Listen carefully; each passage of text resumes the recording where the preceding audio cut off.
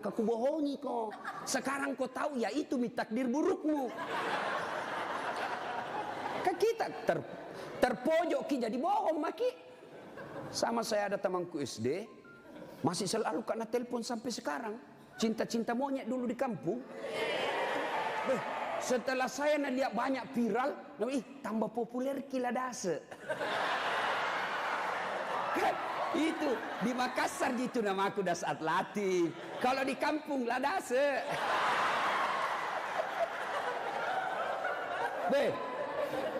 Dia selalu lah telepon saya. Nggak enak kan?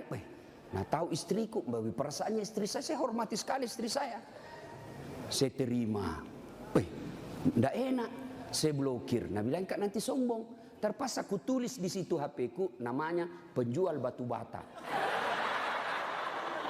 Jangan kau shooting ibu, nanti sampai sama istriku. Bunyi itu telepon. Nah lihat istriku, Ustaz, ada panggilan tak? Dari siapa sayang? Penjual batu bata. Wah. Saya bilang, dia bilang, saya angkat. Oh jangan kau angkat, tagihan. Nggak cukup uangku itu. Istriku kalau bilang uang, nggak mau dia karena nanti uang belanjanya saya ambil. Jangan angkat. Jangan angkat Ustaz, jangan maki, belum cukup uang. Selamat saya. Satu ketika saya pulang ceramah. Bikinlah saya teh. Kan saya bikin sendiri. Saya tahu, oh sudah. Saya minum, kenapa nak asin ini? Barat salah kasih kah ini? Saya pergi lihat toples, tulisannya gula. Isinya, garam. Saya pitanya istriku, sayang, kenapa ini tulis ki gula na isinya garam? Nah bilang, hepon tak juga, lain kita tulis lagi isinya.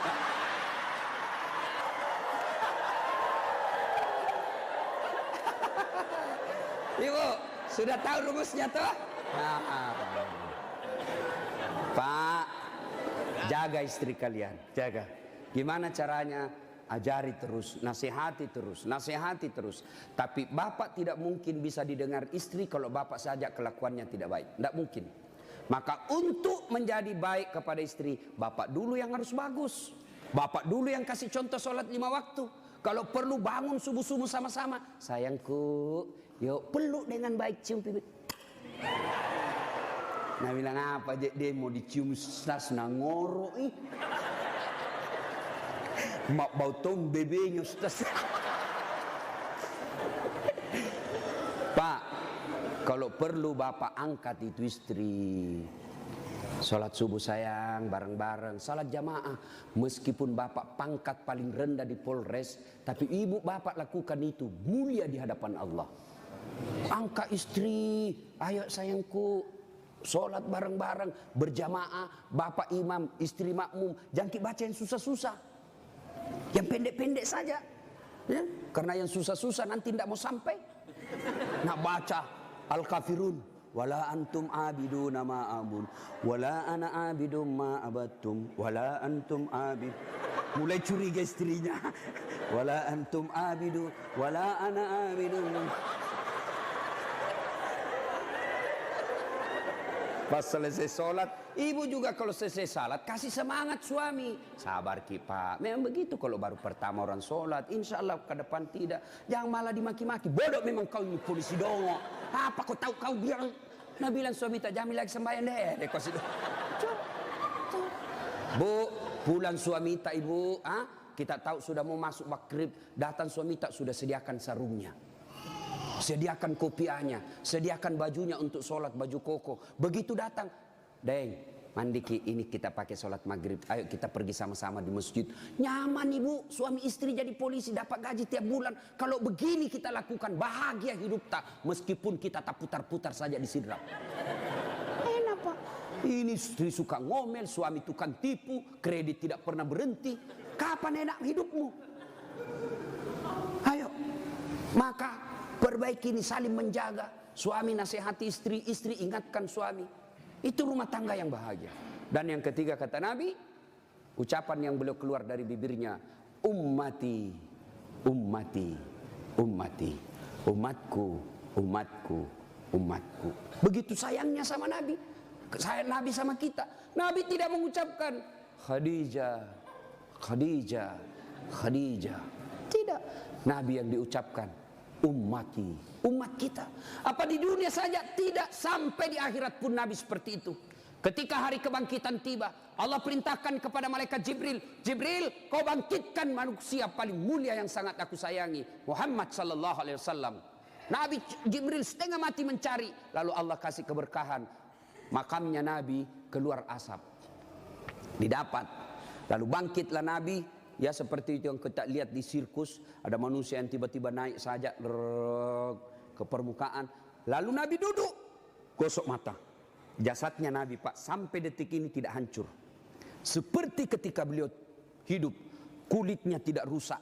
Pernah kan beberapa kali itu kan kuburnya Nabi jasadnya Nabi dicuri. Kan beberapa kali itu, 9 kali. Dan jasadnya pun sudah ratusan tahun meninggal, masih sama. Nah, bangun Nabi, gosok matanya. Lalu Nabi buka, nampak Jibril di depannya. Lalu Nabi berkata, Jibril, hari apa ini? Ya Muhammad, inilah hari kebangkitan yang pernah Allah janjikan kepadamu. Kira-kira kalau bapak bangkit seperti itu, bapak cari siapa? Mana kasihan anakku? Oh, mana itu istriku yang baik sekali? Apa Nabi cari keluarganya? Tidak. Nabi tidak berkata, mana bapakku, rindu saya mau melihat bapak saya yang tidak pernah saya lihat wajahnya. Tidak. Siapa yang Nabi cari? Aina ummati. Jibril, mana umatku? Kita yang dicari Nabi, Pak. Bayangkan, begitu cintanya Nabi kita. Nabi cinta di dunia sampai di akhirat. Nah sekarang, bagaimana kecintaan kita kepada Nabi? Kalau sahabat luar biasa cintanya kepada Nabi. Nabi sakit ujung akhir hidup beliau. Nabi datang ke masjid sholat subuh. Selesai sholat subuh, Nabi lalu naik pidato. Saudara-saudara sekalian, kita sudah bertahun-tahun membela agama Allah. Hidup bareng bersama. Tentu ada yang pernah saya sakiti, baik yang sengaja maupun yang saya tidak sengaja. Kalau ada yang pernah saya sakiti dan saya tidak tahu, tolong balas hari ini. Daripada nanti di akhirat kau membalas, sakitnya berlipat-lipat. Sekarang saya minta balas sebelum saya meninggal. Suasana hening. Abu Bakar paling duluan menangis. Tanda-tanda Nabi sebentar lagi meninggalkan kita ini. Suasana hening. Tiba-tiba dari belakang ada sahabat Nabi namanya Uqasyah. Hitam tinggi besar, berdiri.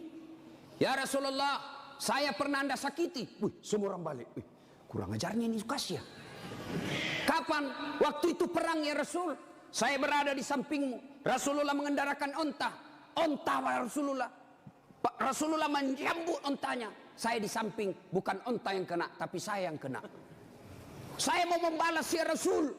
Semua kurang ajar. Nabi lagi sakit mau membalas. Umar berdiri.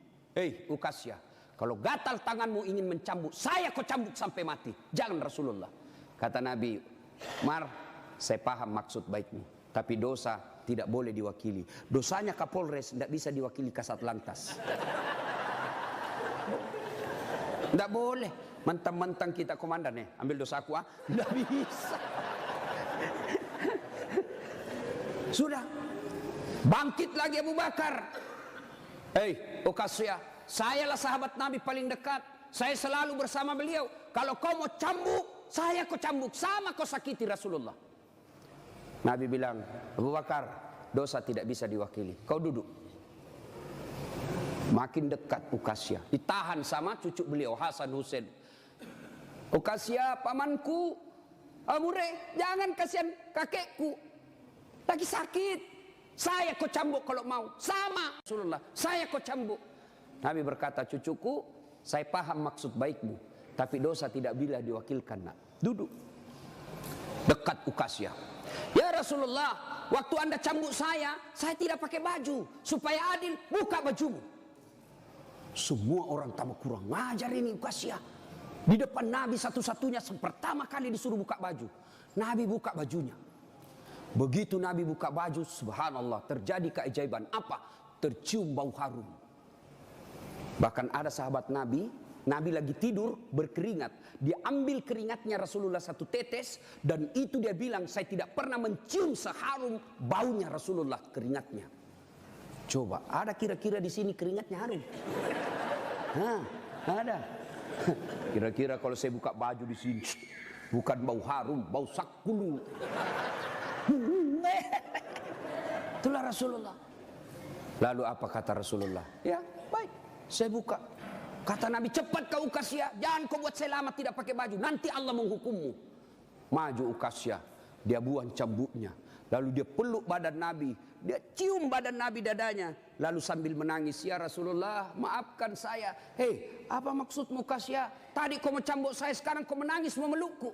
Kata Uqasyah, ya Rasulullah, itu tadi cerita saya cuma karang, itu cari cerita saya cuma buat-buat. Kenapa? Saya tahu sebentar lagi Rasulullah meninggalkan kami, ingin rasanya kulitku yang hina ini bersentuhan dengan kulitmu ya Rasulullah, karena saya tahu tidak mungkin saya bisa lagi menyentuhnya tanpa saya akali seperti ini. Ya Rasulullah, mau sekali nih kulitku yang hina menyentuh kulitmu yang mulia. Pun kalau saya nanti masuk surga belum tentu sama kita punya kelas. Saya ingin menyentuhmu ya Rasulullah. Saya ingin merapatkan badanku dengan kulitmu yang mulia ini ya Rasulullah. Nabi lalu meneteskan air mata dan berkata, saudara-saudara sekalian, kalau kalian mau tahu temanku di akhirat kelak, inilah karena cintanya kepada Rasulullah Muhammad sallallahu alaihi wasallam. Rasulullah luar biasa cintanya kepada kita.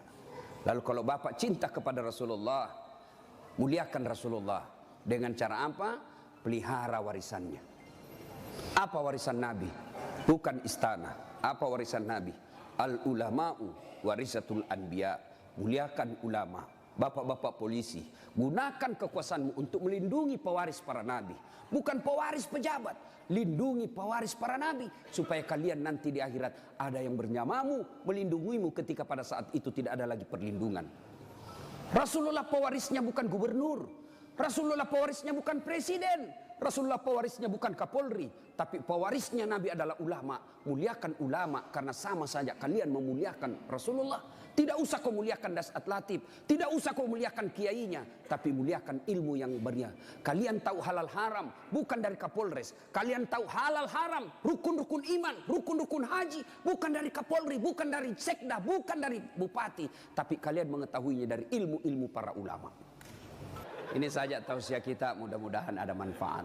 Saya ingin berlama-lama, tapi saya harus ada di Makassar pukul 11 karena saya harus perjalanan lanjut ke Kolaka. Terima kasih Pak Kapolres. Saya doakan Bapak beserta istri sehat walafiat, diberikan kemampuan dan kesanggupan untuk menjaga wilayah hukum Sidrap dan sekitarnya. Bapak-bapak polisi, saya berdoa semoga Bapak sekalian selalu dititipkan iman dalam hati, sehingga Bapak betul-betul menjadi pengayom, pelindung, dan pelayan masyarakat. Insya Allah, luar biasa pekerjaan Bapak. Kalau Bapak melaksanakannya dengan baik, Bapak ini bertugas sebagai Umar bin Khattab, menegakkan hukum. Luar biasa. Kalau saya paling hanya bisa menganjurkan di mimbar, tapi kalau Bapak polisi mampu mengamalkan langsung. Saya jangan minum khamar, jangan narkoba. Nah dengar anak muda, tapi kalau Bapak bilang jangan narkoba langsung ditangkap masuk penjara. Bapak lebih hebat dalam dakwah daripada ustadz. Kalau ustadz di mimbar teriak-teriak, jangan minum khamar. Kita lihat peminum khamar, paling dibilang, dede mabuk si Ronald muda. Tapi kalau Bapak polisi dapat langsung bisa disegit, borgol bawa ke penjara. Nah ibu bapak saudara-saudara sekalian, mudah-mudahan ada manfaat. Lebih dan kurangnya mohon dimaafkan.